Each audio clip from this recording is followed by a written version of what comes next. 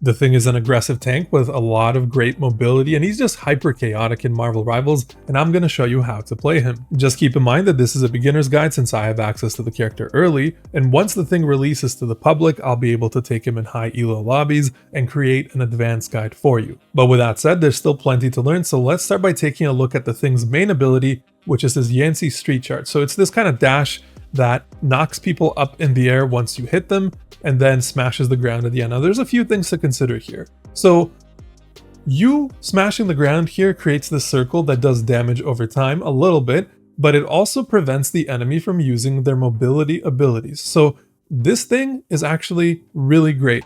You dash, you knock people up in the air, you smash the ground, maybe you even knock them up in the air again. They can't get away. It's just pure chaos and bedlam. Now, on its own, this ability doesn't necessarily do like a whole lot of damage. You can see here, just the smash alone, it's not really enough to, destroy the enemy, but in a real match, you have to think about how this is going to work with your teammates. They'll be firing at the enemy, right? So you sending them up in the air, whether you knock into them or whether you smash the ground or whether you do both, it's hugely advantageous to your team. And it gets better because you can mix this ability, you can combo it up with your ultimate ability. So your ultimate looks like this, right? Anything that's caught in this path is going to launch the enemy up in the air. It's going to stun them. So I'm sure you see where I'm heading with this, right? You do your Yancey Street Charge, you do a smash, you pop your ultimate, you send them up in the air again. So there's just a lot of stunning there. There's just a lot of airtime there. It's just free, I was going to say free real estate, but it's not really real estate. It's just setting up your teammates to be able to hit easy shots on the enemy here. So using this sprint is going to be your sort of bread and butter. And the way that you're going to want to use it, well, it depends on the situation of the match. So sometimes if the enemy tanks aren't doing anything particularly special, you might be able to sprint into the backline, do a lot of damage, or at least some damage, prevent them from healing, and then back away. Now, other times you might need to use your sprint just to kind of launch the other tanks up in the air and get your teammates to hit their tanks. It's really situational, really depends on what's going on. But one thing I want to highlight is that if you do dive in with your sprint like this, well, you're going to need to get out afterwards, right? Because you're going to be in no man's land probably. So what you can do there is actually use your leaping ability, which is something that's really great because not only does it give you a leap to your teammate like this, it gives you damage reduction and gives the damage reduction to the teammate as well. So you just aim at them, you hit E, and then you're going to leap at them. So in practice, when you're running around kind of harassing the opponents like this, you do your stuff, you smash the ground, maybe you throw in a punch or two, then you turn back around immediately and you leap back. Why am I saying lean? You leap back. So you run around, smash, do a punch or two if you can, leap back. Now, it doesn't have to necessarily always be like that because, like, let's say you're joining the battle from behind, right? So we want to join the front lines over here. Maybe we do our sprint here. Maybe we smash, and then maybe we just leap on a teammate just to give that damage reduction.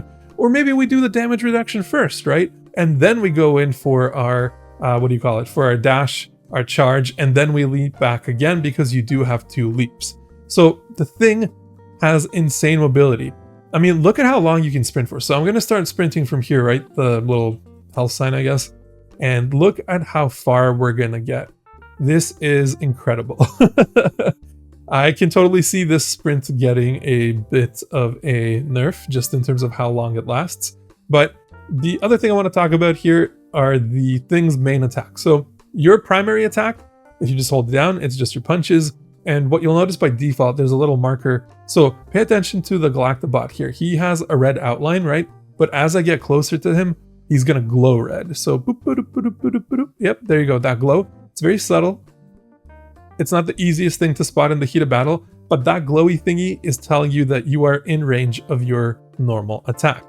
Now your secondary attack, which is a charged up punch, has a little bit of a health boost there at the bottom. So you can see when you do it, you get plus 50 health. And actually, that's something that I forgot to mention about the charge. Now I'm realizing it. 900 health, baby.